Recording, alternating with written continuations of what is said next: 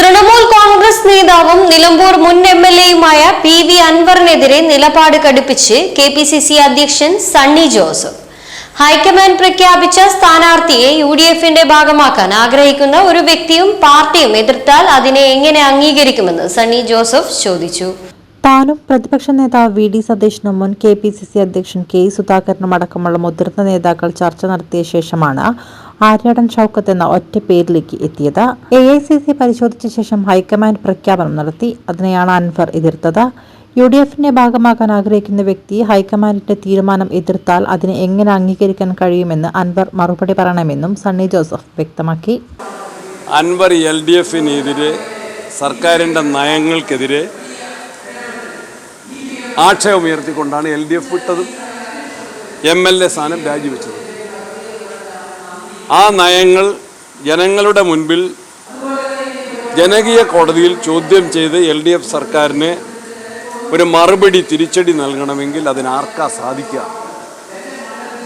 കേരള രാഷ്ട്രീയത്തിൽ അത് വളരെ സുവ്യക്തമാണ്. LDFനെതിരെ നിയമസഭയ്ക്കകത്തും പുറത്തും ശക്തമായ നീക്കം നടത്തുന്ന ജനപിന്തുണയുള്ള ഒരു മുന്നണിയാണ് UDF.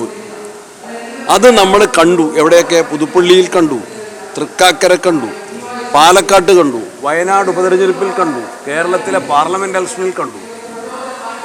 ഇപ്പോൾ ഇതാ നിലമ്പൂരും കാണാൻ പോവുകയാണ്. ആ യാഥാർത്ഥ്യം ആർക്കാണ് മനസ്സിലാവാത്തത്? LDFന്റെ തെറ്റായ നയങ്ങൾ, അഴിമതി, പോലീസിനെ ദുരുപയോഗം ചെയ്യുന്നത്, കർഷക ദ്രോഹം, വന്യമൃഗശല്യത്തിന് പരിഹാരമുണ്ടാക്കാത്തത്, തൊഴിലില്ലായ്മ, വിലക്കയറ്റം, ഇതൊക്കെയാണ് ജനങ്ങളുടെ മുൻപിൽ UDF ഉന്നയിക്കുന്നത്.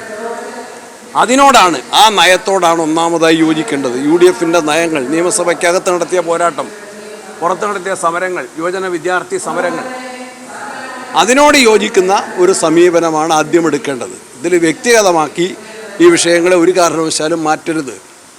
സ്ഥാനാർത്ഥിയെ UDF കോൺഗ്രസ് നേതൃത്വമാണ് പ്രഖ്യാപിക്കേണ്ടത്.